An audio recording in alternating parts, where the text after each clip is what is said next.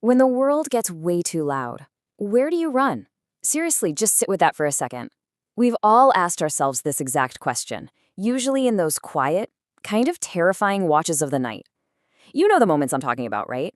When anxiety just creeps right into your mind, fear starts whispering in the dark, and that burden of tomorrow feels way too heavy to carry. It's a totally universal human experience. And our first instinct? It's usually to grab onto whatever human-made shelter we can find. We chase after these temporary distractions, we cling to our rigid little routines, or we just grasp at the sheer illusion of control. But, as we're gonna see, those human strategies, they always fall short in the end. So we chase these human refuges. But let's be real, they're fragile, they're temporary. They are just illusions of control that totally crumble the second a real storm hits. But there is a radically different alternative here, the strong tower. Now, this isn't some geographical spot you can just punch into a GPS app. No, this is a spiritual reality. It is elevated, completely secure, and totally invincible. It represents the perfect, unbroken will of the Almighty. It's the sacred space that isn't built by human hands, and it is, without a doubt, the safest place in the entire universe. It's that one spot where your soul can finally just stop hiding. But to actually understand how we access this stronghold, we've got to talk about the spiritual warfare happening right around us.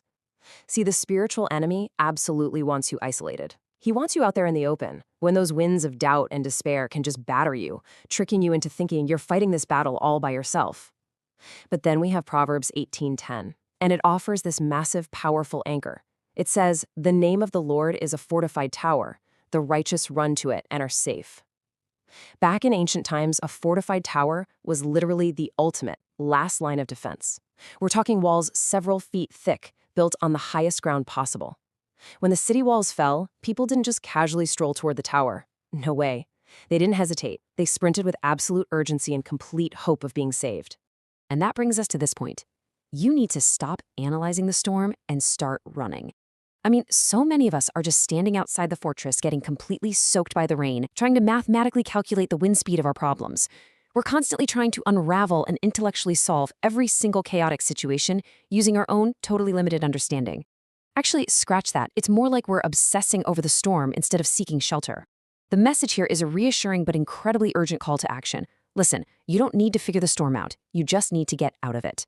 You've got to actively flee from that chaos of overthinking and just sprint straight toward the presence of God. So how does this actually translate into a practical blueprint for our lives today? Well, true security isn't about the absence of physical danger. It's all about your spiritual positioning. Let's look at Noah, for example. The physical threat? A literal world-ending flood. Now, to any normal person, building a giant boat when there wasn't a drop of rain seemed completely ridiculous. But Noah's spiritual refuge was his absolute obedience inside that ark. The exact thing the world laughed at as a trap became his salvation. And then look at Daniel.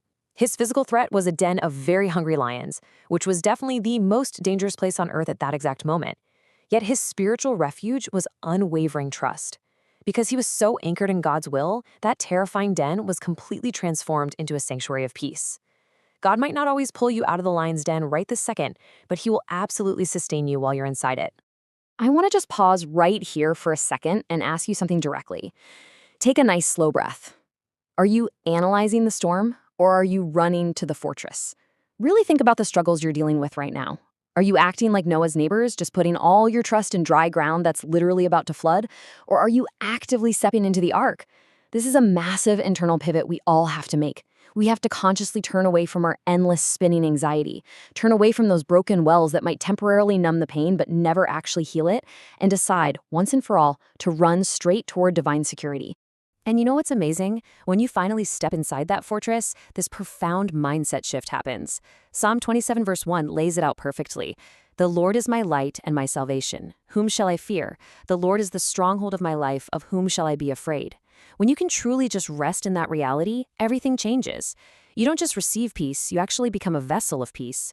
You become this ambassador of calm to a really hurting world.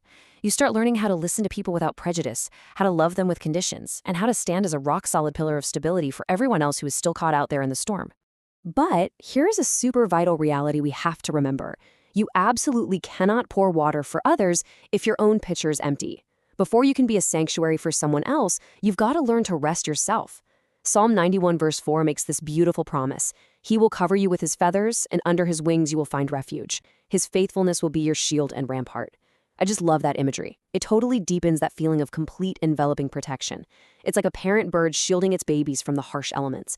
It reminds us that we are fully seen, fully known, and so deeply loved by the creator of the universe. And notice, it's his faithfulness, not our own strength, thank goodness, that shields us. Okay, so practically speaking, how do we put on this spiritual armor and fight off the enemy's illusions of isolation? Well, step one is guarding your mind with truth. This means taking the authority of these deep-rooted promises and literally commanding every single restless, tangled thought in your head to just be still. Step two is guarding your heart with righteousness. That's a conscious daily decision to stop relying on human praise and stop obsessing over worldly worries. It means asking for that supernatural courage Noah had to obey even when it makes zero sense to anyone else, and asking for that unbreakable faith Daniel had to trust even when you are literally surrounded by lions. It's all about arming yourself so you can walk through the shaking foundations of our society with a true sense of inner stillness. Ultimately, all of this leads us to this incredible, profound declaration of rest found in Psalm 4, verse 8. In peace, I will lie down and sleep, for you alone, Lord, make me dwell in safety.